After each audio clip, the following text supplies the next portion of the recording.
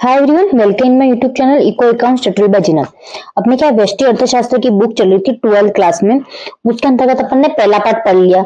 Second chapter चल रहा था अपना। पहले चैप्टर कितने नंबर का था? 6 नंबर का था।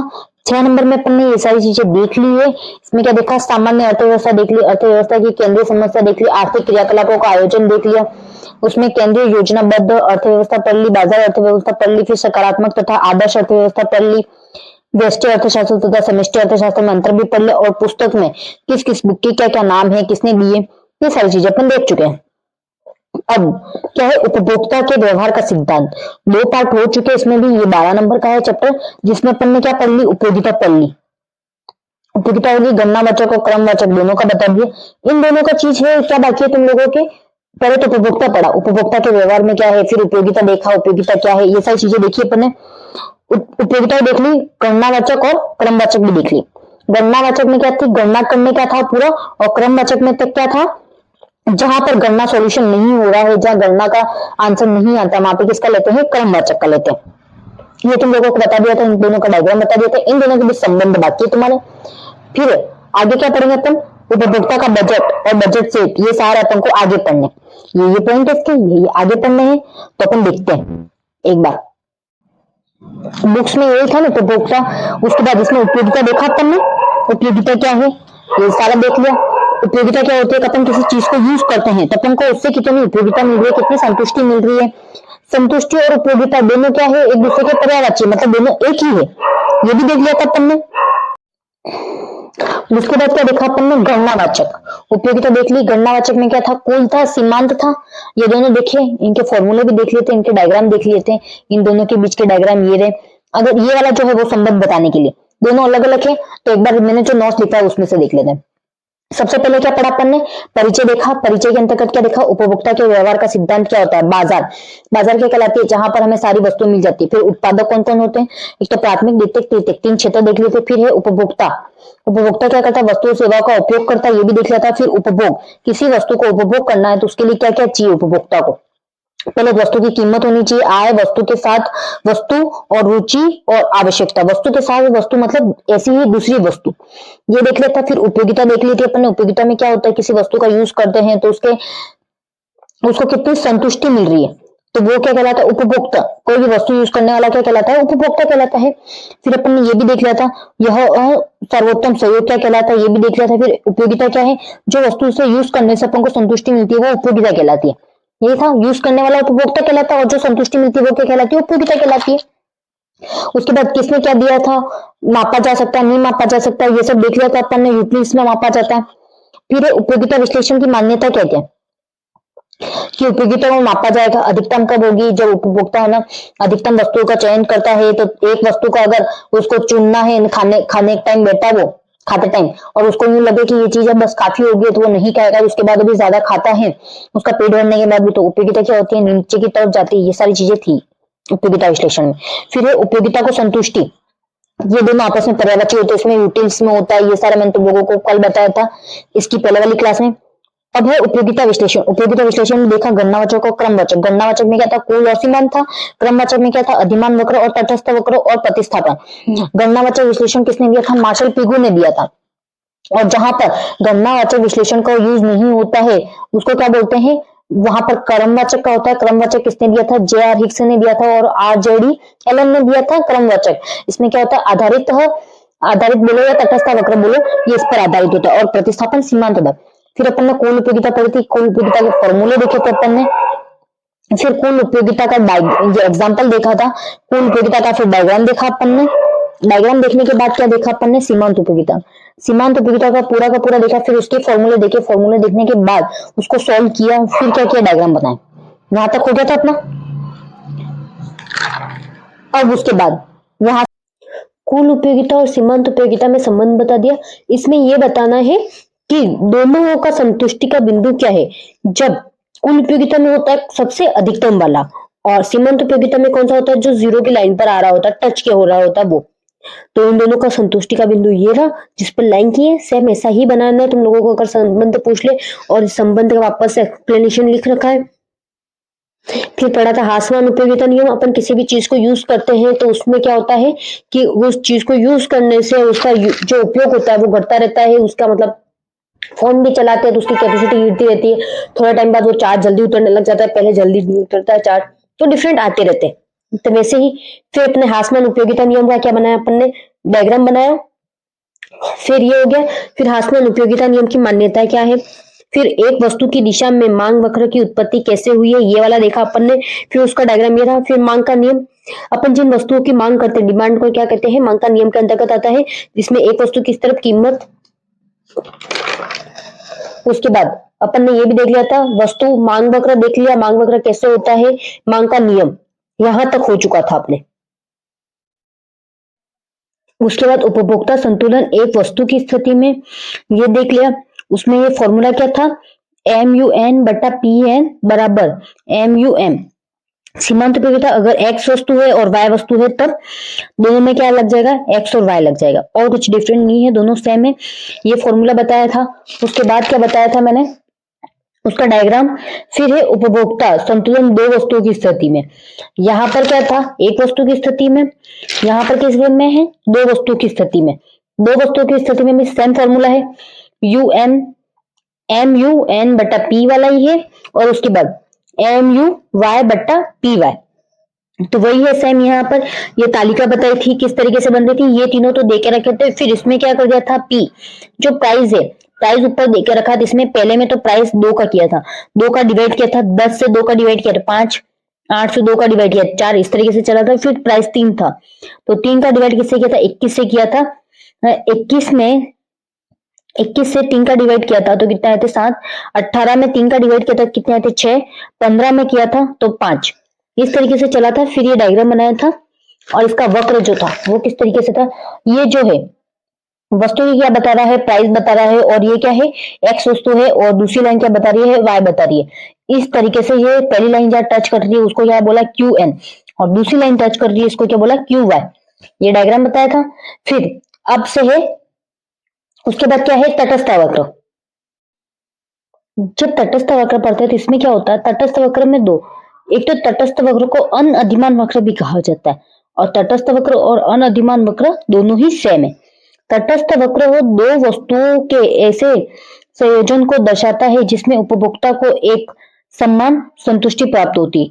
किसको बता रहा है, दो वस्तुएं हैं, दो वस्तुओं के ऐसे संयोजन को बता रहा है कि उससे क्या है, दोनों वस्तुओं को यूज करे तो उसको क्या होगी, संतुष्टि जो मिलेगी वो बराबर मिलेगी।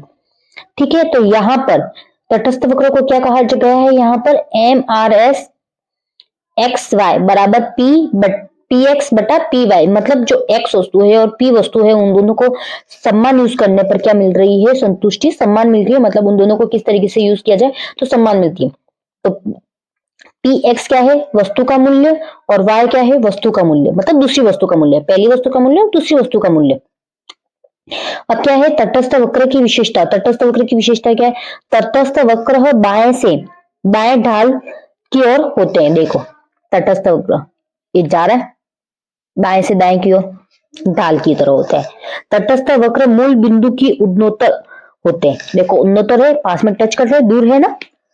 फिर है एक उच्च तटस्थ वक्र हो उच्च संतुष्टि को बताता है, मतलब इसमें यूं बोल रहा है कि उच्च, इसके ऊपर एक और आ गया तो उसकी ज्यादा संतुष्टि बताएगा, नीचे आएगा तो कम संतुष्टि बताएगा, बीच में आएगा तो संतुलन का बिंदु बताएगा, उसके ऊपर होगा तो और भी संतुष्टि बताएगा, इस तरीके से। और दो तटस्थ वक्र एक दूसरे को कभी नहीं छूटते न काटते, मतलब ये तो सिंगल बना। अगर मैं दूसरा बनाऊ, दूसरा ये बना, यहाँ पर x, यहाँ y, और ये तटस्थ वक्र बना ये, और दूसरा तटस्थ वक्र क्या बोल रहा है, छूते नहीं है। ये छू रहे हैं क्या एक दूसरे को, इसको क्या मान लेंगे, IC1 मान लेंगे, और इसको क्या मान लेंगे, IC2। अब ये दोनों एक दूसरे को छू रहे, नहीं छू रहे, तो ये यूं बोल रहा है कि कभी तटस्थ वक्र एक दूसरे को छूते नहीं है। लास्ट बिंदु यही बोल रहा था। और ये वाला उसके ऊपर जो तीसरा पॉइंट था वो क्या बोल रहा था, एक उच्च तटस्थ वक्र उच्च संतुष्टि को बता रहा है। देखो ये किससे, पहले वाले से ज्यादा बता रहा है इसलिए 2 लिखा है। तो तटस्थ वक्र की जब भी संतुष्टि चालू करते हैं तो IC1 IC2 और उसके ऊपर और लिखते हैं तो IC3, इस तरीके से चलता रहता है। फिर तटस्थ वक्र उद्मोतर होते हैं, देखो उद्मोतर ही छू नहीं रहे हैं, और दूसरा क्या है, ऊपर से नीचे की ओर ढाल होता है, तो ऊपर के से नीचे की ओर ही ढाल। तो ये तुम लोगों को समझाना था, इसकी 4 विशेषता और 4 लक्षण। एक बार इसका स्क्रीनशॉट ले लो, एक तो तटस्थ वक्र कर लो, फिर इसका ले लो। किसी ने ये डायग्राम नहीं बनाया तो बना लेना, यहाँ पे तटस्थ वक्र लिख देना, सेम ही है दूसरा सारा, ठीक है। यहाँ का जो लिखा हुआ है वो का वो यहाँ लिख देना, समझ में नहीं आता हो तो। उसके बाद क्या है, तटस्थ वक्र या अनअधिमान वक्र है का मानचित्र। तटस्थ वक्र या अनअधिमान वक्र का मानचित्र संतुष्टि के विभिन्न स्तर दर्शाने वाले तटस्थ वक्र के समूह को तटस्थ मानचित्र कहा जाता है। क्या कह रहा है, संतुष्टि है, जो भी उपभोक्ता को संतुष्टि मिल रही है तो वो बताते हैं, तो उनका पूरा समूह होता है, जैसे यहाँ पर बताया जरा 1 2 3, तो ऐसे समूह होते हैं, वो बता रहा है तो उसको क्या कहते हैं, तटस्थ मानचित्र कहा जाता है। मतलब एक से ज्यादा। यह तटस्थ वक्रों का एक विचार है जो उपभोक्ता की दो वस्तुओं की संतुष्टि के विभिन्न स्तरों की पूर्ण तस्वीर प्रस्तुत करता है। मतलब ये क्या हो रहा है, विचार किस तरीके के हैं, ये देखो इसमें फर्स्ट सेकंड थर्ड फोर्थ लिखा हुआ है, तो इससे क्या हो रहा है, ये बता रहा है कि नहीं बता रहा, उनकी तस्वीर प्रस्तुत कर रहा है। पहली वस्तु को यूज करने पर इतनी संतुष्टि, दूसरी वस्तु को, तीसरी वस्तु को, चौथी वस्तु को। फिर उदाहरण के लिए नीचे दिए चित्र में चारों तटस्थ वक्रों को संतुष्ट रूप से दर्शाने वाले चित्र तटस्थ मानचित्र कहलाते। क्या कहलाए, उदाहरण के लिए नीचे दिए गए चित्र में जो तटस्थ वक्रों को संतुलन के रूप में दर्शा रहे हैं, तो उनको क्या कहते हैं, दर्शाने वाले को तटस्थ मानचित्र कहा जाता है। इनको जो दर्शाया जा रहा है चारों को, तो उसको क्या कहा जाता है, तटस्थ मानचित्र। सबसे ऊंचा वाला चित्र है, सबसे क्या होता है, अधिमान, मतलब जो सबसे ऊपर बता रहा है वो क्या है, मानचित्र है। फिर सबसे ऊंचा दर्शाने वाला चित्र है तटस्थ मानचित्र तथा अधिमान मानचित्र कहलाएगा। सबसे ऊंचा तटस्थ, सर्वाधिक संतुष्टि। मैंने तुम लोगों को इसमें भी यही बताया था, ऊपर वाला क्या कर रहा है, ज्यादा संतुष्टि प्रदान कर रहा है, नीचे वाला कम। तो यहाँ पर भी देखो सेम है प्रोसेस, वही बना के रखा है। क्या है यहाँ पे, I1 I2 I3 और I4 4 बार बनाया है, तो चारों में क्या कर रहा है, संतुष्टि। पहले में इतनी संतुष्टि मिल रही है, दूसरे में इतनी, तीसरे में इतनी, चौथे में इतनी, मतलब जो ऊपर वाला है वो सबसे ज्यादा संतुष्टि दे रहा है। तो एक बार इसकी स्क्रीनशॉट ले लो। तटस्थ वक्र विशेषण की मान्यता, इसमें क्या है, उपभोक्ता का एकनिष्ठ अधिमान विवेकशील और सीमांत प्रतिस्थापन की घटती दर होती है। कौन सी होती है, घटती दर होती है। विवेकशील होता है, कोई भी उपभोक्ता होता है वो कैसा होता है, विवेकशील होता है। और क्या होता है, उसमें प्रतिस्थापन की घटती दर होती है। पहला है उपभोक्ता बंडल। उपभोक्ता बंडल क्या है, उपभोक्ता बंडल दो वस्तुओं की मात्राओं का ऐसा संयोजन अथवा समूह है जिन्हें उपभोक्ता वस्तु की कीमत तथा अपनी दी हुई आय के आधार पर खरीदा जाता है। क्या बोल रहा है, उपभोक्ता बंडल दो वस्तुओं पर होता है। कितनी वस्तु पर होता है, 2 वस्तुएं, मतलब एक वस्तु नहीं, 2 वस्तु, कोई भी 2 वस्तु होंगी, उसमें क्या होती है, उनकी मात्रा होती है, उनकी मात्रा का संयोजन, मतलब इस तरीके से बांटना ताकि है ना, दोनों है ना, उनकी उपयोगिता जो मिले वो क्या मिले, बराबर मिले। समूह जिनसे उपभोक्ता वस्तु की कीमत क्या करे, कीमत प्राइस तथा अपनी दी हुई आय, मतलब उनकी जो आय है, जो भी अमाउंट उनको सैलरी के तौर पर मिलता है, आधार पर खरीदता है। कोई भी व्यक्ति है, उससे क्या होता है कि वो वस्तु सेम होती है, पहली बात तो। दूसरी बात, उससे जो यूज करेंगे तो उसकी उपयोगिता भी समान मिलेगी। तो क्या देखेंगे, उस वस्तु की कीमत देखेंगे, कीमत देखने के बाद आय देखेंगे कि उसकी आय कितनी है, आय के हिसाब से उस वस्तु को खरीदेंगे। फिर है उपभोक्ता बजट। उपभोक्ता का बजट अपनी वास्तविक आय का क्रय शक्ति को बताता है। उपभोक्ता बजट क्या बताता है, क्रय शक्ति को बताता है। मतलब किसी की 50,000 आय है तो वो उस हिसाब से सामान खरीदेगा, किसी की 20,000 है तो 20,000, किसी की 10,000 है तो 10,000, तो वो उसकी क्रय शक्ति है जिसके द्वारा वह दी हुई कीमत वाली वस्तुओं की निश्चित मात्रा खरीदता है। मतलब क्या, फिक्स कीमत दे के रखी होती है, उसकी क्या खरीदता है, निश्चित मात्रा खरीदता है। उसको जितनी चाहिए होती है उतना। कोई होता है कि है ना, पता है ज्यादा फेंक देता, खाना बनता है तो वो क्यों फेंकता है, उसके पास एबिलिटी है खरीदने की और फेंकने की। कोई होता है कि उसी में से जो रख देता है कि सुबह खाएंगे या शाम को खाएंगे, तो वो उसी खाने को रीयूज करता है, पड़ा रहता है। तो सबका अलग अलग होता है, सबका अलग अलग बजट होता है, उसके हिसाब से वो अपनी जिंदगी चलाते हैं। कोई है ना, दिन में सुबह खाना खाता है तो क्या बोलते हैं, 2 सब्जियां होती है, 1 दाल होती है, मतलब कुछ भी होता है तो डबल डबल होता है, हर चीज, रोटी अलग अलग होती है, सबकी पसंद का अलग अलग बनता है। किसी के घर में एक ही बनता है जो सबको खाना होता है। सबका अलग अलग है नहीं, तो वो रीजन क्या है? उपभोक्ता का बजट, मतलब किसी की आय ज्यादा होती है, किसी की आय कम होती है। तो एक बार स्क्रीनशॉट ले लो। पहला क्या है? अनअधिमान या तटस्थ वक्र की विशेषता है।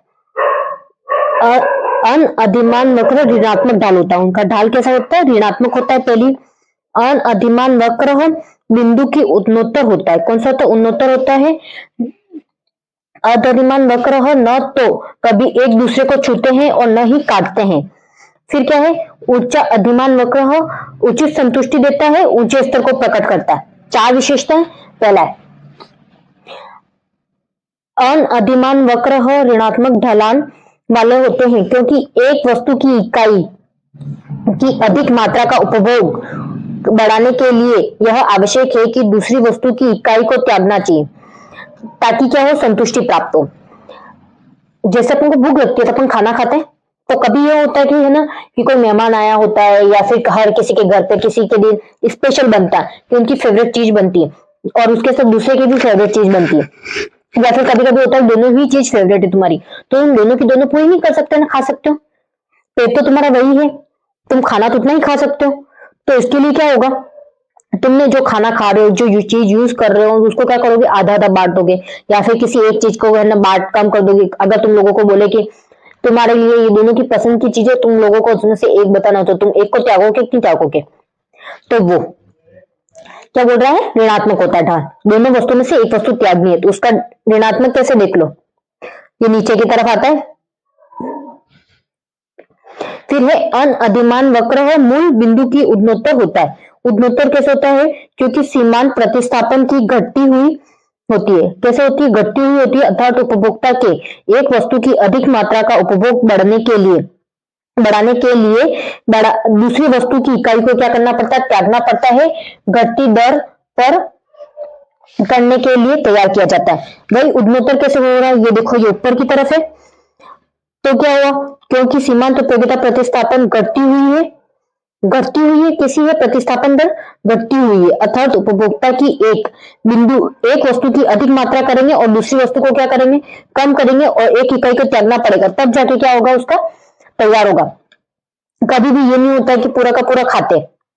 ऐसा हो सकता है कि जितना भी मिले उतना खा लोगे? तुम नहीं खा सकते। उन्नोत्तर का मतलब इस तरीके का। फिर है अनअधिमान वक्र तो कभी एक दूसरे को नहीं छूते हैं और न काटते।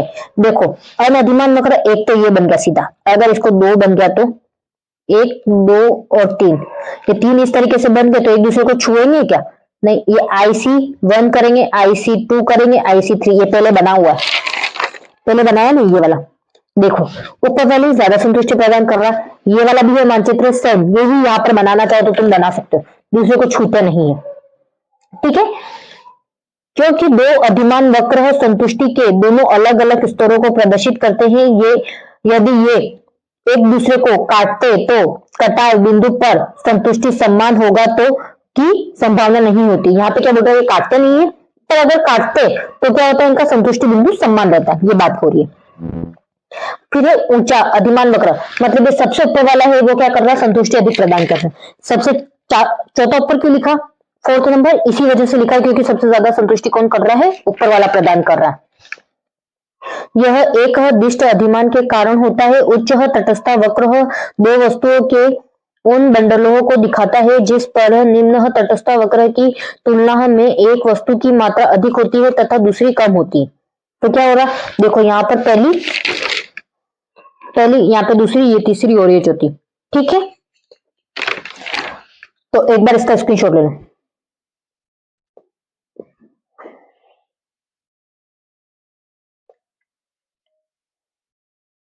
एक दिष्ट है अधिमान, उपभोक्ता या अधिमान है एक दिष्ट है यदि उपभोक्ता दो बंडलों के मध्य उस बंडल को प्राथमिकता देता है जिसमें दूसरे बंडल की तुलना में कम से कम एक वस्तु की अधिक मात्रा होती है और दूसरे वस्तु की मात्रा कम नहीं होती। ये क्या बोल रहा है? कोई भी एक वस्तु है और मतलब कभी भी अपन चीजें खरीदते, दो वस्तुओं को कंपेयर करके खरीदते हैं, तो क्या देखते हैं अपन? पहले तो अपन को उनसे संतुष्टि क्या होनी चाहिए? सेम मिलनी चाहिए। दूसरी क्या देखते हैं अपन? कि संतुष्टि सेम मिल रही है पर कीमत क्या होनी चाहिए? कम होनी चाहिए। जो मिडिल क्लास होता है वो तो यही सोचता है। ज्यादातर। तो वो क्या बोल रहा है, दोनों मंडलों की तुलना करते हैं तो दूसरे बंडल की क्या करते हैं, एक तो कीमत देखते हैं और उसकी मात्रा देखते हैं, उससे संतुष्टि कितनी मिल रही। तो वो क्या करता है, एक दिष्ट अधिमान कहलाता है। क्या कहलाता है, एक दिष्ट अधिमान। और फिर पता चलता है कि उस वस्तु को खरीदना है नहीं खरीदना है, और दूसरे वस्तु की मात्रा कम है तो कितनी है वो भी पता चल जाएगा इससे। ठीक है, तो एक बार इसका स्क्रीनशॉट ले लो। करना ये देखा था, यही देखा था ना। फिर बजट रेखा। बजट का मतलब क्या होता है, जो अपना अमाउंट होता है, जो भी अपनी सैलरी होती है या फिर अपने पास जो भी इनकम है, इनकम का सोर्स है, उसको सही तरीके से रेखांकित करना और कहाँ कितना खर्च करना है, ये सारी चीजें देखना क्या कहलाता है, बजट। बजट रेखा, बजट रेखा अब ग्राफ तो बनाना ही पड़ेगा, तो बजट रेखा उसके लिए बजट रेखा दी गई वस्तुओं के उन सभी संयोजकों को दर्शाती है जो उपभोक्ता की दी हुई आय तथा दो वस्तुओं की दी हुई बाजार कीमतों पर खरीद सकता है। क्या कह रहा है, पहले तो दो वस्तुएं हैं, उसमें क्या करना है, कंपेयर करना है, ताकि अपन अपने बजट के हिसाब से उस वस्तु को ले सकें। कभी भी दोनों वस्तुओं तो नहीं ले सकते अपन, दोनों में से अपने पास ऑप्शन क्या होता है, एक लेने का। तो वही है कि आय जो है, आय को मैनेज करके उसको क्या करना है, कीमत पर खरीदनी है, कौन सी सुटेबल होनी चाहिए। उदाहरण के लिए एक उपभोक्ता की आय 100 रुपए तथा वस्तु कौन कौन सी एक्स और वाई है, और कीमत कितनी है, एक्स की कितनी 10 और 20, और वस्तु केवल पूर्णांक में ही खरीदी जा सकती है। कैसे खरीदी जा सकती है, पूर्णांक में। तो उपभोक्ता क्या कहलाएगा, 0 पे 5 होगा, 2 पे कितना होगा 4, 4 पे होगा 3, 6 पे होगा 2, और 8 पर होगा 1, और 10 पे होगा 0। संयोजन में खरीद सकता है। कैसे खरीद सकता है, संयोजन में खरीद सकता है। बजट समीकरण क्या है, m बराबर पी एक्स है और Q N plus P Y Q Y, और क्या है, बड़ा क्या है, y ज्यादा है, द्वारा दर्शाया जाता है, अपलिखित किया जाता है। तो इसी समीकरण को वापस उदाहरण में समीकरण में लिखेंगे तो कैसे लिखेंगे, 10 क्यू एन प्लस 20 क्यू, बड़ा किससे है, 100 से।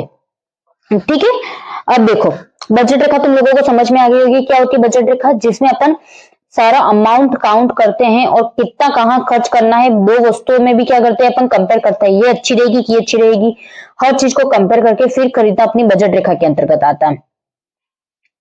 बजट समूह में क्या है, एक उपभोक्ता द्वारा दी हुई आय, क्या है, एक उपभोक्ता द्वारा दी हुई आय तथा वस्तु की कीमतों पर प्राप्य समायोजन बजट कहलाते हैं। क्या कहलाते हैं, प्राप्य समायोजन बजट कहलाते हैं। क्या कहलाते हैं, बजट समूह। जो भी आय है उपभोक्ता की, उसमें क्या किए, वस्तु की कीमत देखते हैं, कीमत देख के ही कोई भी सामान खरीदा जाता है, उसे क्या कहा जाता है, संयोजन बजट। मतलब उस बजट को क्या करना है, सही से संयोजन करना है, ताकि उसको खर्च करने योग्य बना सके। ज्यादा खर्च करेंगे तो अपने पे क्या हो जाएंगे, पैसे दूसरों से मांगने पड़ेंगे, तो ऐसा तो कर नहीं सकते बार बार हर मंथ, अपन को वापस उसको अगले महीने देना भी तो पड़ेगा। तो वो सब देख के फिर बजट संयोजन किया जाता है। 0 से 5, 2 से 4, 4 से 3, 6 से 2, 8 पे कितना है, 1 है, 10 पे कितना, 0। प्राप्त संयोजन में बजट समूह है ये पूरा। और बजट समूह का समीकरण क्या है, m ज्यादा है किससे, है पी एक्स पॉइंट एक्स, मतलब गुणा, plus P Y point Y.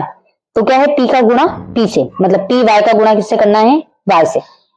अब बजट रेखा में परिवर्तन कैसे होता है, बजट रेखा में समांतर खिसकाकर क्या हो रहा है, बजट रेखा को समांतर खिसकाना है बाएं से दाएं, और क्या कह रहे हैं, उपभोक्ता की आय में परिवर्तन होता है तथा वस्तु के मूल्य में परिवर्तन करना होता है। यहाँ पर क्या हो रहा है, अगर किसी भी वस्तु का या तो आय बढ़ेगी, कुछ भी हो, या तो कीमत बढ़े किसी वस्तु की, या उपभोक्ता की आय बढ़े कम हो, तो क्या होता है, बजट जो रेखा होती है उसमें ऊपर नीचे होता ही है, खिसकता है। ठीक है, बजट रेखा का ढाल। अब बजट रेखा का ढाल जब भी बनाते तो क्या है, पी एक्स बटा पी वाई बराबर होता है, क्या बोल रहा है, पी एक्स बटा पी वाई क्या होंगे, हमेशा बराबर होंगे, हमेशा नहीं। मतलब ये बोल रहा है कि कोई भी कीमत होगी किसी वस्तु की, वो अलग अलग होती है या उसके बराबर होती है, तो उसके हिसाब से क्या करना, कंपेयर करके चीजें खरीदना। फिर है यह बजट रेखा एक सीधी रेखा होती है। कैसी होती है, एक सीधी रेखा होती है, क्योंकि पी एक्स तथा पी वाई को स्थिर माना जाता है। क्या माना है, जो कीमत है उसको स्थिर मानते हैं, और उपभोक्ता की आय को क्या मानते हैं, परिवर्तनशील मानते हैं। यह आय और नीचे की ओर ढालू होता है। क्या होता है, यह एक तो नीचे होता है और क्या होता है, ढालू होता है। जैसे इसका देखो डायग्राम किस तरीके से, ऊपर तरीके से ये, फिर ये पूरा का पूरा क्या है, ये बजट रेखा है। क्या है, बजट रेखा है। ये वस्तु क्या है, ये क है और ये ख, तो यहाँ पर ये x मान लो और ये वस्तु y मान लो। अब देखो x और y माना तो क्या हुआ, इसका फॉर्मूला क्या है, I N Q N plus P Y Q Y, और बड़ा किससे है, y के बराबर है, और l। समझ में आया, ये डायग्राम बनेगा ही बनेगा। एक चीज ध्यान रखना, जब भी बजट रेखा का कोई भी डायग्राम आए तो तुम लोगों को क्या करना है, ये सीधी लाइन खींचनी है, वही बजट रेखा होगी। और क्या होता है कि कभी भी वस्तु की क्या होती है, जो आय है परिवर्तित होती है, तो ये थोड़ा ऊपर नीचे हो सकता है और कुछ भी नहीं, ठीक है, पर रहेगा यही। तो एक बार स्क्रीनशॉट ले लो बजट समूह का। फिर क्या है, बजट में परिवर्तन, रेखा में परिवर्तन, बजट रेखा का ढलान और उसका डायग्राम। अब उसके आगे बजट रेखा में खिंचाव कैसे होती है। बजट रेखा 3 कारणों से अधिक खिसक सकती है। कितनी होती है, 3 चरणों में खिसक सकती है। पहले तो क्या है, एक वस्तु की कीमत में परिवर्तन करके, फिर है दूसरे वाय में, और तीसरा क्या है, आय में परिवर्तन। अगर कभी भी पूछे कि बजट रेखा में परिवर्तन कब कब हो सकता है, एक तो क्या है, एक्स की कीमत, मतलब एक्स कोई भी वस्तु होगी उसमें परिवर्तन होगा तो वाय में, और क्या है, आय में परिवर्तन। तो अगर यहाँ पे सबसे पहले क्या बोल रहा है, y में परिवर्तन होगा, वस्तु क्या है, y है, और यहाँ पे क्या है, वस्तु x है। तो पहले देखो, जब क्या हो रही थी, p x, x वस्तु है बढ़ने पर क्या हो रहा है, x वस्तु बढ़ रही है, और y दूसरी वस्तु क्या घट रही है, घट रही है, घटने पर।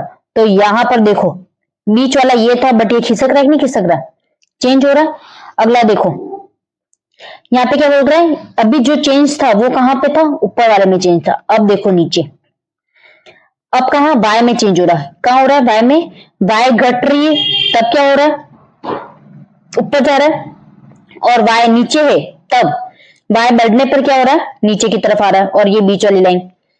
फिर थर्ड लाइन, जब दोनों में आय में परिवर्तन होगा तो तीनों को ही अलग अलग गिनेंगे। कैसे करेंगे, बढ़ने पर और घटने पर। तो एक बार इसका क्या करो, स्क्रीनशॉट ले लो। यहाँ पर क्या है, आय में परिवर्तन है। क्या है, आय में, पहले में क्या है, एक्स वस्तु पे, और दूसरे में वाय में, और थर्ड में आय में। डायग्राम एक जैसा ही है, लाइन डिफरेंट है। तटस्थ वक्र विश्लेषण का प्रयोग करके उपभोक्ता संतुलन से अभिप्राय है उस संयोजन के चयन से है जो दी हुई आय, वस्तु की कीमत तथा उपभोक्ता की प्राथमिकताओं में अधिकतम संतुष्टि प्रदान करता है। ये क्या बोल रहा है कि जब भी उपभोक्ता संतुलन कब होगा, जब उसकी आय, जो भी उसका जो अमाउंट है फिक्स है, उसने इतना सोच के रखा है कि मुझे इतना खर्च करना है इस वस्तु के लिए, इस वस्तु पे इतना खर्च करना है, वो उसके हो, मतलब वो जो अमाउंट बता रहा है उसी अमाउंट में दिया हुआ।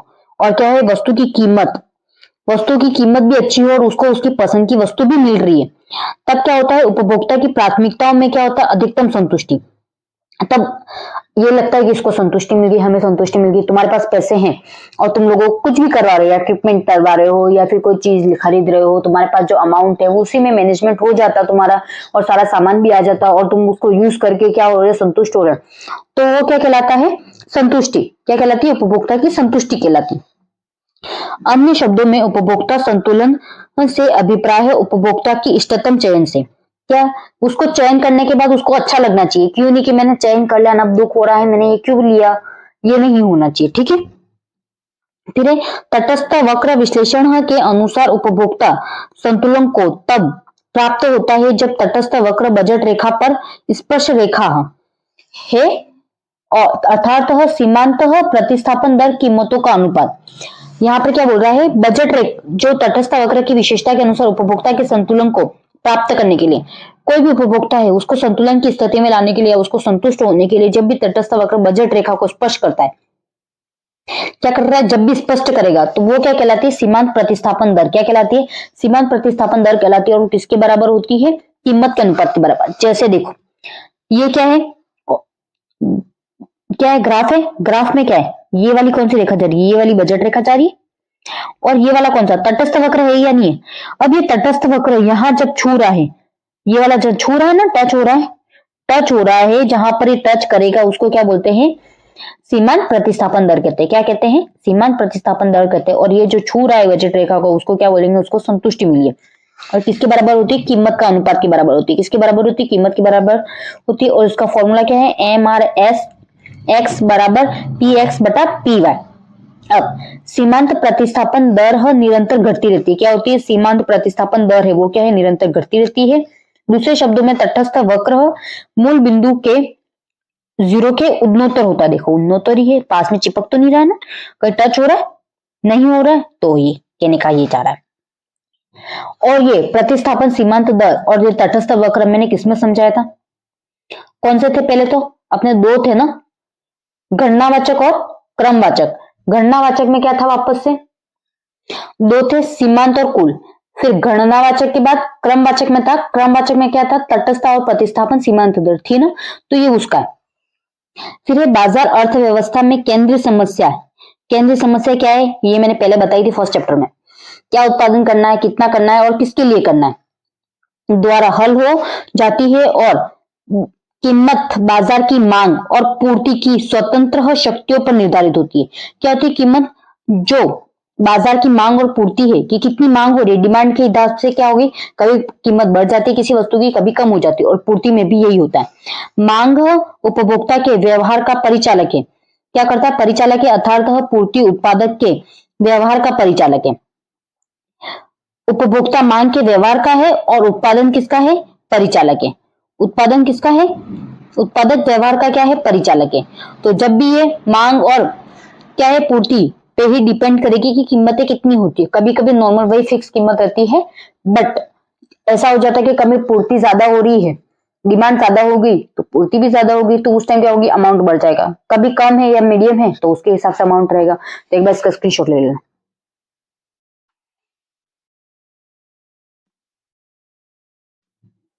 अब है सीमांत प्रतिस्थापन दर। ये किसमें है? क्रमवाचक में। किसमें है? क्रमवाचक में, सेकंड वाला जो था ना उसमें।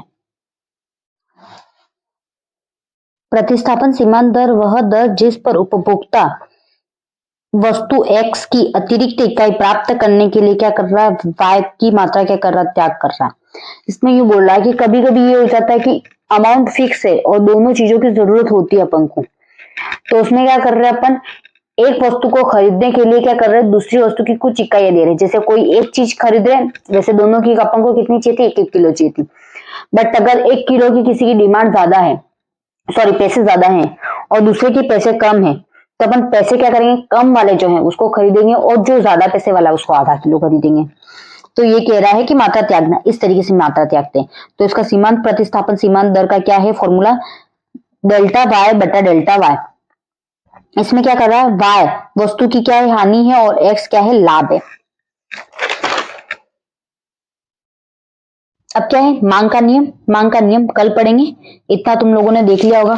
सीमांत प्रतिस्थापन दर क्या होती है ये देख लिया होगा। ये जो टच हो रही है वो क्या कहलाती है? सीमांत प्रतिस्थापन दर कहलाती है।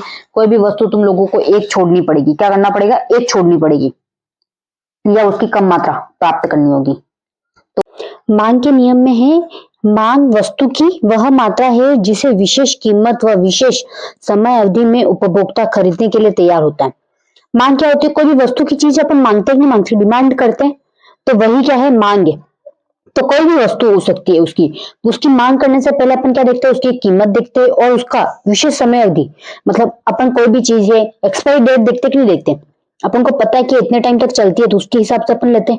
एक्सपायरी डेट जिसकी खत्म होने वाली होती है उस चीज को नहीं खरीदते, दूसरी खरीदते हैं, कभी ज्यादा टाइम तक चल जाए यूं करके, तो वो भी देखते हैं। और क्या करते हैं? उपभोक्ता उसको उसको ये सारी चीजें देखने के बाद क्या करता है? खरीदने के लिए तैयार होता है। उदाहरण के लिए यह कहना कि मेरी दूध की मांग 2 लीटर है अशुद्ध है, और वाक्य यह होगा कि मेरी दूध की मांग 2 लीटर प्रतिदिन है जब दूध का की कीमत कितनी थी? 40 रुपए। अब तुम लोगों ने देखा होगा अभी कितनी है? 60 रुपए। कहीं इससे ज्यादा भी होगी, जरूरी नहीं है कितनी ही हो।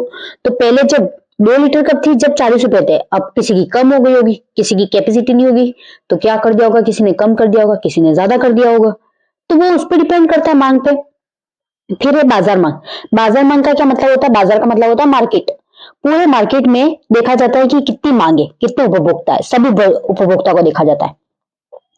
कीमत में एक निश्चित स्तर पर किसी बाजार में सभी उपभोक्ता द्वारा, क्या बोल रहा है, सभी उपभोक्ता द्वारा, यहाँ पे एक उपभोक्ता की बात नहीं की जा रही, सभी उपभोक्ता द्वारा वस्तु की खरीदी गई मात्राओं के योग को क्या कहा जाता है, बाजार मांग कहलाता है। मतलब बाजार में जितने भी लोग आते हैं, मार्केट होता है, मार्केट हर चीज का होता है, तो उस मार्केट में जितने भी लोग आते हैं और वो जितना भी खरीदते हैं तो उसको क्या कहता है, बाजार मांग कहा जाता है। या जितनी डिमांड करते हैं उसका टोटल योग क्या कहलाता है, बाजार मांग कहलाता है। अब व्यक्तिगत मांग के निर्धारण के तत्व, कोई भी व्यक्ति है, एक व्यक्ति की निर्धारण का तत्व कैसे करेंगे, मांग एक व्यक्ति कैसे मांग सकता है, एक तो वस्तु की कीमत से संबंधित, कैसे, वस्तु की कीमत क्या है, सबसे पहले कीमत तो देखी जाती है, फिर अन्य में संबंधित वस्तुओं की कीमत, उपभोक्ता की आय, उपभोक्ता की आय जब तक सही फिक्स नहीं हुई तब तक वो वस्तु खरीद ही नहीं सकता, उपभोक्ता की रुचि भी देखी जाएगी तथा प्राथमिकता देखी जाएगी कि उसको उस चीज की जरूरत है या नहीं है। फिर भविष्य में कीमत परिवर्तन की संभावना, कि भविष्य में उसकी कीमत परिवर्तन होगी कि नहीं होगी, उसके हिसाब से भी देखा जाता है। पहला क्या है, कीमत, दूसरा क्या है, आय, और तीसरा क्या है, रुचि और प्राथमिकता है, तीसरा क्या है, कीमत में परिवर्तन। फिर है बाजार, बाजार कौन कौन से तत्वों को निर्धारित करती है, बाजार मांग के निर्धारण तत्व कौन कौन से, इसमें सबसे पहले उपभोक्ता तत्वों की अतिरिक्त है बाजार में उपभोक्ताओं की संख्या, मतलब उस बाजार में कितनी संख्या है, कितने डेली है कि उपभोक्ता आते हैं वहां पर कि सामान खरीदने के लिए, कितने व्यक्ति आते हैं, कितने नहीं आते, उनका योग किया जाता है, कितना सामान बिकता है, उसके हिसाब से क्या करते हैं, उनके जो मार्केट है उसमें सामान बढ़ाते रहते हैं। फिर है आय का वितरण, उस तरीके से ही आय का वितरण। फिर है जलवायु और मौसम, मौसम भी देखा जाता है, जलवायु हर मौसम के हिसाब से कपड़े रखे जाते हैं कि नहीं रखे जाते हैं, कुछ और चीजें भी रखी जाती है, मौसम के हिसाब से सब्जियां चेंज होती है। तो वो उपभोक्ता की रचना, उपभोक्ता की रचना किस टाइप की है ये भी देखा जाता है। एक बार इसका स्क्रीनशॉट लेना। सबसे पहले क्या पढ़ा, मांग, फिर क्या पढ़ा, बाजार मांग, फिर व्यक्तिगत मांग के निर्धारण के तत्व और बाजार मांग के निर्धारण के तत्व। ये हो गया। अब है मांग फलन, क्या है मांग फलन, मांग फलन किसी वस्तु की मांग तथा उससे प्रभावित करने वाले कारकों के फल स्वरूप फलात्मक संभावना को दर्शाते, क्या बोल रहे हैं, मांग, वस्तु की क्या कह रहे हैं, एक तो मांग को और उसको प्रभावित करने वाली, मतलब उस वस्तु को कैसे प्रभावित किया जा सकता है, एक तो कीमत से प्रभावित किया जा सकता है, उसकी क्वालिटी से प्रभावित किया जा सकता है, कब लोग उसको खरीदेंगे नहीं खरीदेंगे वो सब उन पर डिपेंड करता है कि नहीं करता। तो वो क्या कहलाता है, फलात्मक संभावना कहलाती है कि ये चीजें हो सकती है, पॉसिबल है। तो उसके लिए सूत्र दर्शाया गया, कौन सा है, पी एन एफ कोष्टक P X comma P Y comma Y comma T comma O. इसमें पी एन क्या है, वस्तु की मांग, एक्स वस्तु की मांग है, पी एन एक्स वस्तु की कीमत है, पी वाई क्या है, संबंधित वस्तु की कीमत, मतलब ऐसी ही दूसरी वस्तु हो उसकी कीमत, वाई क्या है, उपभोक्ता की आय, टी क्या है, उपभोक्ता की रुचि, और ओ क्या है, अन्य। तो यहाँ पर एक्स क्या बता रहा है, वस्तु की कीमत और वस्तु की मांग, फिर वाई दूसरी वस्तु की, उसी की जैसी जो वस्तु है उसकी, फिर वाई क्या बता रहा है, आय बता रहा है, टी क्या बता रहा है, रुचि बता रहा है, और ओ क्या बता रहा है, अन्य कारक बता रहा है। तो इसी के आधार पर रुचि होती है कि नहीं होती किसी भी चीज को, अगर तुम्हारी रुचि ही नहीं है, तुम्हारा इंटरेस्ट नहीं है किसी चीज को खरीदने के लिए, तो तुम वो चीज खरीद पाओगे, नहीं खरीद पाओगे। कीमत, तुम उसकी कीमत नहीं चुकाओगे तो नहीं खरीद पाओगे भाई। तो आय, आय भी तो होनी चाहिए, तुम्हारी इनकम होनी चाहिए इतनी। फिर मांग का नियम, मांग का नियम क्या कहलाता है, यह बताता है कि अन्य बातें समान रहे, मतलब दूसरी सारी बातें समान रहे तो किसी वस्तु की कीमत में वृद्धि होने से, क्या बोल रहा है, किसी वस्तु की कीमत में वृद्धि होने पर, मतलब उसकी प्राइस बढ़ रही है तो क्या होगा, उसकी मांग मात्रा में घटती है। मांग मात्रा में घट रही है, क्या मतलब इसका, कि किसी भी चीज में, किसी भी वस्तु की क्या होगी, कीमत बढ़ेगी, तो क्या करेंगे, उसको खरीदना कम कर लेंगे अपन, और उस वस्तु की कीमत होने से उनकी मांग मात्रा बढ़ती है। क्या बोल रहा है, कम होती है अगर उस वस्तु की कीमत, तो क्या करती है, मांग की मात्रा बढ़ती है, अर्थात कीमत तथा मांग में ऋणात्मक संबंध होता है। कौन सा होता है, ऋणात्मक संबंध। अगर पूछ ले तुम लोगों को पूछ ले कि कौन सा संबंध होता है मांग के नियम का, तो वस्तु की कीमत में और वस्तु की डिमांड में कैसा होता है, ऋणात्मक संबंध होता है। जब कीमत घटती है तो मांग क्या होगी, बढ़ेगी, और जब कीमत बढ़ती है तो मांग क्या होती है, घटती है।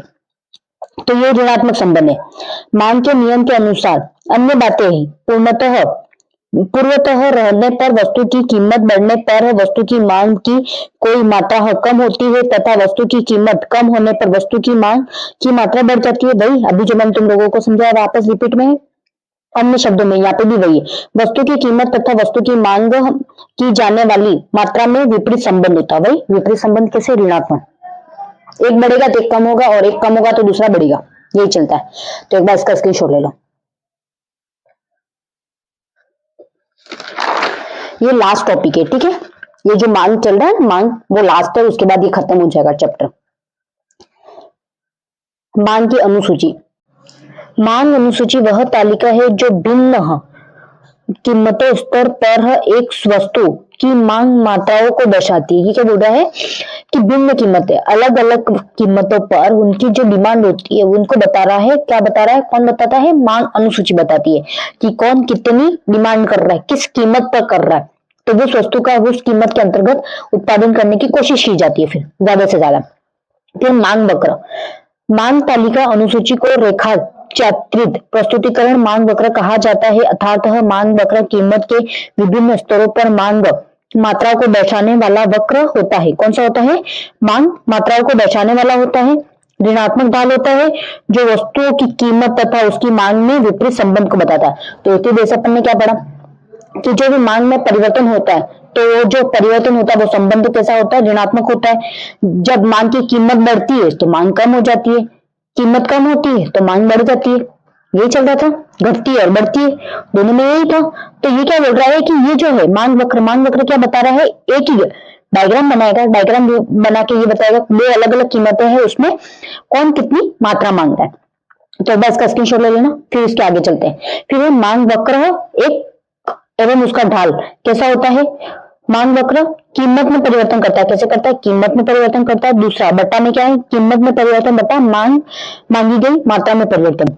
मत क्या कर रहा है? एक तो कीमत में परिवर्तन कर रहा है, बट्टा मांगी गई मात्रा में परिवर्तन, मतलब प्राइस जो है उसमें परिवर्तन और मांगी गई उससे मात्रा में क्या डिफरेंट आया वो। तो उसके लिए डायग्राम देखो, यहाँ पे दो वस्तुएं ली, दो वस्तुओं में पहले Q1 और Q2 रखा, यहाँ पे P1 और P2। अब जब P2 क्या था? ज्यादा था, तब उसकी मात्रा क्या थी? मतलब P2 कम हुई, कीमत क्या हुई? कम हुई, तो क्या हुई? मात्रा बढ़ गई। बढ़ी नहीं बढ़ी? ये देखो यहां तक आ रही है। और वही P1 ज्यादा थी, कीमत क्या थी? ज्यादा थी, तो क्या थी? Q1 कम था, Q2 से कम ही था ना। तो ये बता रहा है कि नहीं बता रहा तुम लोगों को? क्या बता रहा है? क्वालिटी बता रहा है, क्वांटिटी मात्रा क्या हो रही है? कम हो रही है कि नहीं हो रही है? जब कीमत कम थी तो क्या होती? मात्रा ज्यादा थी, और जब कीमत ज्यादा थी तब क्या हो रही है? मात्रा कम हो रही है। तो यहाँ पर देखो ये ढाल कैसा है? ऋणात्मक है। डी क्या है? ऋणात्मक। तो एक बार इसका स्क्रीनशॉट ले लेना। फिर इसका फॉर्मूला क्या होता है? मांग वक्र का ढाल डेल्टा P बटा डेल्टा Q, मतलब कीमत में परिवर्तन बटा मांगी गई मात्रा में परिवर्तन। फिर है मांग वक्र का ढाल ऋणात्मक होने का कारण क्या क्या होता है? मतलब ये जो नीचे की तरफ आ रहा है तो ऋणात्मक ही हुआ, तो उसमें देखो ऊपर से नीचे की हो रहा है, कम हुआ, तो इसमें कारण क्या क्या है वो भी तो पता होना चाहिए। पहला है हासमान उपयोगिता नियम है। हासमान सीमांत उपयोगिता नियम मैंने तुम लोगों को पहले पढ़ाया था। जब वस्तु का यूज करना चालू करते हैं तो उसमें उपयोगिता धीरे धीरे क्या होती है? कम होती है, तो उसमें हास घटता रहता है, तो वो सीमांत उपयोगिता नियम। फिर प्रतिस्थापन प्रभाव, ये भी पढ़ा था कि दूसरी वस्तु में प्रतिस्थापन करना। आय का प्रभाव, उपभोक्ता की आय कितनी है और उपभोक्ता की संख्या। उपभोक्ता प्रतिस्थापन वस्तु की तरफ जा रहा है आगे, क्या उसी वस्तु में रह रहा है, वो उस पर डिपेंड करता है। फिर है मांग के नियम के अपवाद। अपवाद क्या है? अपवाद का मतलब ये है कि ऐसी कौन सी वस्तु है जिनकी वजह से मांग की जो डिमांड है उस पर डिफरेंट पड़ता है। प्रतिष्ठापित सूचक वस्तुएं, मतलब प्रतिष्ठान, प्रतिष्ठान की कोई भी चीज होती है, जैसे प्रतिष्ठान पुराने जमाने से चलती हुई आ रही है वो वस्तु होती है, एक गिफिन वस्तु होती है, ठीक है। और एक होती है आपातकालीन स्थिति, और दूसरी क्या होती है? दिखावे के लिए दी गई वस्तु। कुछ होती है कि जिसके लिए दिखावा चल रहा हो। दिखावे के लिए वस्तु का मतलब क्या होता है? तुम सोचो एक बार कि किसी वस्तु पे क्या करना, एक वस्तु गिफ्ट कर देना दिखावे के लिए, भले वो वस्तु कुछ काम की हो या नहीं हो, बट वो वस्तु उसके लिए फ्री मिल रही है तो लोग खरीदेंगे। या दिखावे के लिए दिखावटी सामान होता है, तुम लोगों को आजकल पता है चाइना का क्या होता है? दिखावटी होता है। तो उस तरीके का कि एक बार यूज कर सकते हैं अपन, फिर बाद में यूज करेंगे कि नहीं करेंगे पता नहीं, चलेगी कि नहीं चलेगी, तो वो सब उसी में आता है ना। सस्ती होती है दिखावट के लिए, उसकी क्या होती है? कीमत कम होती है, इसलिए लोग ज्यादा खरीदना पसंद करते हैं, भले वो चले कि नहीं चले वो बात की बात है, बट ले तो लिए एक बार तो यूज हो गया उनका। और कुछ वस्तु महंगी होती है वो ज्यादा टाइम तक चलती है, जरूरी नहीं वो कम टाइम तक चले, कुछ होती है जो कम टाइम तक चलती है। तो एक बार तो ये स्क्रीनशॉट ले लेना। फिर है मांग में परिवर्तन। अब मांग में परिवर्तन कैसे होता है मैंने तुम लोगों को पहले ही बताया मांग में परिवर्तन का क्या कारण होता है? सबसे बड़ा कीमत होता है। क्या होता है? कीमत। कीमत बढ़ती है तो क्या होता है? मांग कम होती है, और कीमत घटती है तो मांग क्या होती है? बढ़ती है। तो यहाँ पर कीमत के समान रहने पर किसी अन्य कारक में परिवर्तन होता है। यहाँ पे क्या बोल रहा है? इसमें कीमत में परिवर्तन क्या बोल रहा है? मांग में परिवर्तन कैसे हो रहा है? कीमत नहीं बढ़ रही, न तो कीमत बढ़ रही है न कम हो रही, कीमत क्या रह रही है? समान रह रही है। क्या हो रही है? कीमत समान रह रही है। तब वस्तु की मांग किसी अन्य कारण, मतलब कोई भी और कारण हो सकता है कि वस्तु जो उपभोक्ता जो खरीदने वाला है उसकी आय में डिफरेंट आ गया होगा, उसकी रुचि में परिवर्तन आ गया होगा, या कुछ और होगा, उसको प्रतिस्थापन वस्तु ज्यादा पसंद आ गई होगी, मतलब उसकी जगह जो दूसरी वस्तु आई है वो, तो हो सकता है तब क्या होती है? मांग घटती या बढ़ती है। तो ये कारण होते हैं। अब है मांग में परिवर्तन। मांग की मात्रा में परिवर्तन कैसे होता है? वस्तु की अपनी कीमत में परिवर्तन के कारण, क्या बोल रहा है यहाँ पर? कीमत में परिवर्तन हो रहा है। किसमें हो रहा है? कीमत में परिवर्तन के कारण वस्तु की मांग में परिवर्तन, जबकि अन्य कारण समान रहते हैं। यहाँ पर क्या बोल रहा है? जब मात्रा में परिवर्तन हो रहा है तब क्या बोल रहा है? कीमत में परिवर्तन हो रहा है। किसमें हो रहा है? कीमत में परिवर्तन हो रहा है, और अन्य कारण क्या रह रहे हैं? समान रह रहे हैं, मतलब वो नो चेंज हो रहे हैं। और मांग में परिवर्तन कब हो रहा है? यहाँ पर ऊपर वाले में क्या बोल रहा है? एक रूल क्या बोल रहा है कि कीमत क्या रह रही है? समान रह रहे हैं, और अन्य कारक क्या हो रहे हैं? चेंज हो रहे हैं। अन्य कारक में मैंने तुम लोगों को बता दिया, उपभोक्ता की आय, उपभोक्ता की रुचि, प्रतिस्थापन वस्तु का इफेक्ट, ये सारी चीजें। ठीक है। अब है, एक बार स्क्रीनशॉट ले लेना, नहीं लिया तो। फिर है मांग वक्र पर संचालन तथा मांग वक्र में घिसावट। किसका? मतलब ये मांग वक्र जो दिख रहा है तुम लोगों को, डिमांड दिख रहा है ना, डिमांड, तो वो ऊपर नीचे कैसे हो सकता है? तो वो देखना है अपन को। मांग वक्र पर क्या बोला है? संचालन से अभिप्राय मांग के विस्तार और सूचक से संकुचन से, सॉरी, इससे है संकुचन से, मतलब वो खिसक भी रहा है या बढ़ रहा है, मतलब ये लाइन कम हो रही है या बढ़ रही है। फिर है मांग का विस्थापन तब होता है जब वस्तु की कीमत में कमी होने पर, क्या बोल रहा है? वस्तु की जो डिमांड है वो क्या हो रही है? कम हो रही है, से वस्तु की मांग की मात्रा में वृद्धि हो रही है। क्या बोल रहा है? वस्तु की जो मांग है उसमें क्या हो रही है? वृद्धि हो रही है। कीमत में कमी होने पर वस्तु की मात्रा बढ़ेगी ही बढ़ेगी। अगला क्या बोल रहा है? मांग में संकुचन, ये विस्तार, विस्तार मतलब ये बढ़ रहा है। ठीक है, ये बढ़ रहा है, आगे जा रहा है। दूसरा क्या हो रहा है? विस्थापन, संकुचन तब होता है जब कीमत में बढ़ोतरी होने पर क्या हो रही है? वस्तु की मांग की मात्रा क्या हो रही है? कम हो रही है। जो डिमांड कर रहे हैं वो कम हो रही है, तो ये अंदर की तरफ जाना, खिसकना। ठीक है, तो बस का स्क्रीनशॉट ले लेना। संकुचन और विस्थापन याद रखना। विस्तार, विस्तार कैसे होगा? मात्रा बढ़ती है तब, और दूसरी मात्रा कम होगी तब क्या होता है? संकुचन होता है। अब देखो यहां पर विस्तार और संकुचन, तीन वस्तुएं ली है, P0, P2 और P1। ठीक है, P0, P यहाँ पे 2 मान लो, ठीक है, और Q, एक तो ये हटा दो, सॉरी, यहाँ पे सेम है, मतलब इक्वल है। P0 कम हुई तब क्या हुआ? देखो, जब कम हो रही है तो मात्रा बढ़ रही है, बढ़ी। जब वस्तु समान थी तो वो भी क्या होती? मात्रा भी समान थी। जब कीमत बढ़ी तो क्या हुई? मात्रा कम हो गई, हुई, 0 पे आ गई। तो ये क्या होगी? विस्तार की। दूसरा क्या बोल रहा है? डिमांड, ये वाला जो है लाइन जा रही है वो क्या के लिए? डीडी है। क्या, कौन सी लाइन? डीडी, ये डीडी को बता रही है। दूसरा यहाँ पर D0, D और D1, मतलब ये समान रह रहा है, यहाँ पर आय समान है। उसके बाद क्या है? वस्तु की Y की कीमत और वस्तु की X की मात्रा। यहाँ पर क्या बोल रही है? मांग में कमी हो रही है और मांग में वृद्धि हो रही है। ये क्या बता रहा है? कमी, इस तरफ खिसक रहा है, वो क्या बता रहा है? कमी बता रहा है, और इस तरफ बता रहा है वृद्धि। ठीक है, आगे जाएगा तो वृद्धि कहलाएगा। अब मांग वक्र में खिंचाव से अभिप्राय मांग में वृद्धि या कमी से होता है। वही बताया मैंने तुम लोगों को, किसमें होता है? मांग में वृद्धि या कमी। जब कीमत में अतिरिक्त अन्य वस्तु में वस्तु की मांग बढ़ जाती है, क्या बोल रही है? डिमांड बढ़ जाती है, तो क्या होती है? मांग में वृद्धि होती है। क्या हो रही है? कीमत। और जब कीमत के अतिरिक्त अन्य कारणों में वस्तु की मांग में क्या हो जाती है? कम हो जाता है, तो उसकी मांग में भी क्या हो जाती है? कमी हो जाती है। तो एक बार इसका स्क्रीनशॉट ले लो। मांग की लोच, किसी कारक में परिवर्तन के कारण हम मांग की मात्रा में आने वाले परिवर्तन के संख्यात्मक माप को क्या कहा जाता है? मांग की लोच। जैसे कीमत बढ़ती है या कम होती है, दूध से भी आता है डिफरेंट, और क्या होता है? एक तो आय से, अन्य कारण होते हैं ना, आय, रुचि, प्रतिस्थापन वस्तु, उनसे किसी से भी जो परिवर्तन आ रहा है वो क्या कहलाता है? जिसको संख्या में मापते हैं मतलब संख्या कम हुई ज्यादा हुई उसको मापते हैं तो क्या कहलाती है, मांग की लोच कहलाती है। मांग की लोच के 3 कारण होते हैं। तो क्या होता है, मांग में परिवर्तन, मांग की कीमत, क्या हो रहा है, मांग की कीमत लोच, फिर है मांग की आय लोच और मांग की तिरछी लोच। ठीक है, 3 है। कौन कौन से, एक तो मांग की कीमत लोच, मांग की आय लोच और तीसरी क्या है, मांग की तिरछी लोच। अब मांग की कीमत लोच की, मांग की कीमत लोच वस्तु की अपनी कीमत में परिवर्तन के कारण हो रहा है। यहाँ पे किसके कारण हो रहा है, कीमत में परिवर्तन, जो प्राइस है उसमें क्या हो रहा है, परिवर्तन हो रहा है। परिवर्तन के कारण मात्रा में भी क्या हो रहा है, परिवर्तन हो रहा है। तो मांग की कीमत लोच वस्तु की अपनी कीमत में प्रतिशत परिवर्तन के कारण मांगी गई मात्रा में प्रतिशत परिवर्तन है। यहाँ पे क्या बोल रहा है कि जो वस्तु है, वस्तु के प्रतिशत मतलब सॉरी, कीमत में प्रतिशत परिवर्तन मतलब कितने परसेंट चेंजेस है, उसके हिसाब से क्या हो रही है, मांग में परिवर्तन हो रहा है। तो मांग की कीमत लोच की परिभाषा क्या है, मतलब फॉर्मूला क्या है, मांग की वस्तु की मांगी गई मात्रा में प्रतिशत परिवर्तन बट्टा वस्तु की कीमत में प्रतिशत परिवर्तन। तो यहाँ पर उसका फॉर्मूला क्या है, एक और है मांग की कीमत लोच का, डेल्टा क्यू बट्टा delta Q, sorry delta Q बट्टा क्यू मल्टीप्लाई 100 बट्टा डेल्टा पी बट्टा पी गुणा 100। फिर अगला है वही मांग की लोच में डेल्टा क्यू बट्टा डेल्टा क्यू, और सॉरी डेल्टा क्यू बट्टा क्यू मल्टीप्लाई पी बट्टा डेल्टा क्यू, सॉरी पी, और बराबर पी बट्टा क्यू गुणा डेल्टा क्यू बट्टा पी। अब है पी क्या है, वास्तविक कीमत है, क्यू क्या है, वास्तविक मात्रा, मतलब ये जो है ओरिजिनल है। ठीक है, और ये क्या है, डेल्टा जो बता रहा है वो क्या बता रहा है, परिवर्तन बता रहा है, दोनों में क्या क्या चेंजेस है। तो एक बार इसका स्क्रीनशॉट ले लेना यहां तक, और फिर ये आज मैं इसकी पीडीएफ डाल दूंगी।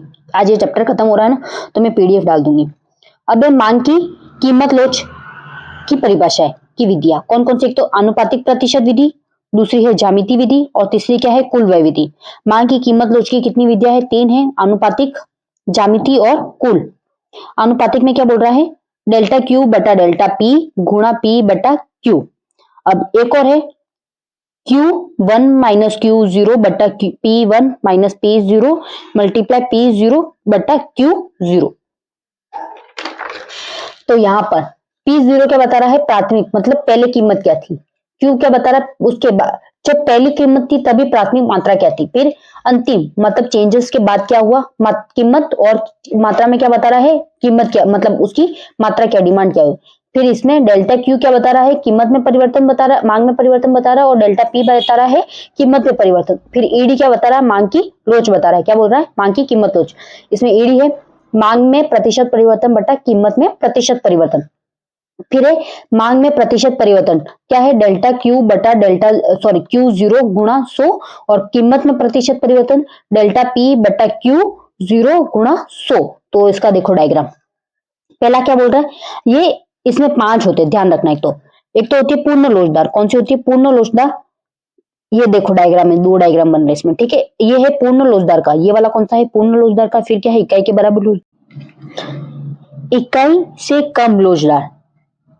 दूसरा क्या बता रहा है, एक तो पूर्ण लोचदार, दूसरा क्या बता रहा है, इकाई से कम लोचदार, फिर है इकाई के बराबर लोचदार, फिर है इकाई से अधिक लोचदार। क्या बता रहा है, पहले पूर्ण लोचदार, सेकंड क्या बता रहा है, इकाई के बराबर, सॉरी इकाई से कम, इकाई के बराबर और इकाई के अधिक। तीनों बता दिया कौन सा है, एक तो पूर्ण लोचदार, चौथा जो फर्स्ट है वो क्या है, पूर्ण लोचदार, फिर है इकाई के कम, इकाई के बराबर और इकाई से अधिक, कीमत और ये मात्रा। ठीक है, याद रह जाएगा। तो एक बार इसका स्क्रीनशॉट ले लो, यहां से लेना ना, फिर यहां पर आज मेरे को याद है मैं डाल दूंगी पीडीएफ। अब मांग की लोच के प्रकार कौन कौन से होते हैं, मांग की लोच के प्रकार, एक तो पूर्ण लोचदार होता है, एक इकाई से अधिक लोचदार, एक इकाई के लोचदार, और एक इकाई से लोचदार, एक होता है पूर्ण बेलोचदार। ठीक है, 5 है लोचदार। अब इन 5 लोचदारों को कैसे बताते हैं, पूर्ण लोचदार मानते हैं वो इन्फिनिटी में मानते हैं, किससे मानते हैं, इन्फिनिटी में, इस तरीके से। फिर इकाई से अधिक लोचदार में क्या मानते हैं, ईडी, ईडी किससे ज्यादा है, ईडी ज्यादा है। ठीक है, इकाई के बराबर लोचदार में ईडी बराबर क्या होता है, 0 और सॉरी 1 होता है, कितना होता है, ईडी बराबर 1 होता है। और इकाई से लोचदार मतलब कम में होता है, ईडी किससे कम होता है, ज्यादा होता है 1 से, और यहाँ पर ईडी कितना होता है, 0 होता है, कितना होता है, 0 होता है। तो यहाँ पर ये रूल होता है। फिर इसका डायग्राम भी है, ये देखो ये वाला क्या है, सबसे पहले इंफिनिटी बताते हैं, फिर क्या है ईडी, लोच क्या है ज्यादा है किससे, एक से, फिर ईडी बराबर है, लोच बराबर है किसके, एक के, फिर ईडी कम है, लोच कम है क्या है, एक से, सॉरी एक से कम है, और यहाँ पर ईडी क्या है, 0 है।